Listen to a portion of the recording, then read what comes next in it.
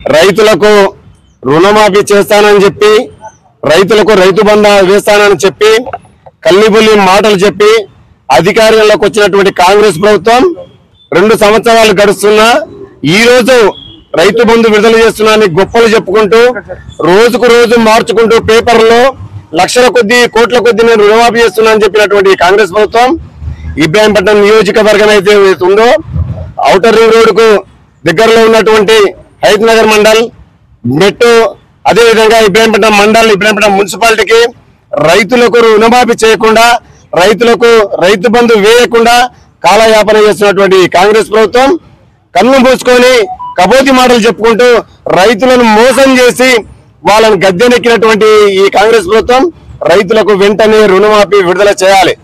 ఈ రైతులకు రుణమాఫీ వెంటనే విడుదల చేయకపోతే భారతీయ కిసాన్ మోర్చా జిల్లా తరఫున రాష్ట్ర వ్యాప్తంగా కిసాన్ మోర్చా తరఫున ధర్నాలు చేస్తూ ఈ కాంగ్రెస్ ప్రభుత్వం మెడలు ఉంచుతామని చెప్పి తెలియజేస్తూ అదే విధంగా ఇబ్రాహీంపట్నం మండల్ కానీ ఇబ్రాహీంపట్నం మున్సిపాలిటీ కానీ హైత్నగర్ మండల్ కానీ అప్లపూర్ నెట్టు కానీ ఈ రైతులు కారా?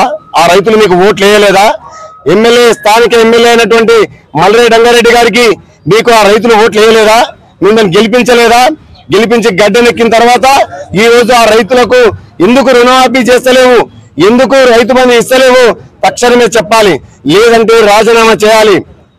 మొన్నటికి మొన్న మీకు మంత్రి పదవి రాలేదని చెప్పి నేను ఒక రెడ్డి కులస్తుని నాకు మంత్రి పదవి ఇయ్యరా, నేను రాజీనామా చేస్తా, నా వేరే కులాన్ని పెట్టి నేను గెలిపిస్తానని చెప్పి అన్నటువంటి ప్రగల్భాలు వాళ్ళకి ఇవాళ రైతుల గురించి నువ్వు రాజీనామా చేసి తక్షణమే రాజీనామా లెటర్ తీసుకొని వస్తే శిభాష్ అని చెప్పి మీకందరికీ రైతులతోటి పాలాభిషేకం చేస్తామని చెప్పి రంగారెడ్డి జిల్లా కిసాన్ మోర్చా తరఫున మీకు తెలియజేస్తా ఉన్నాం।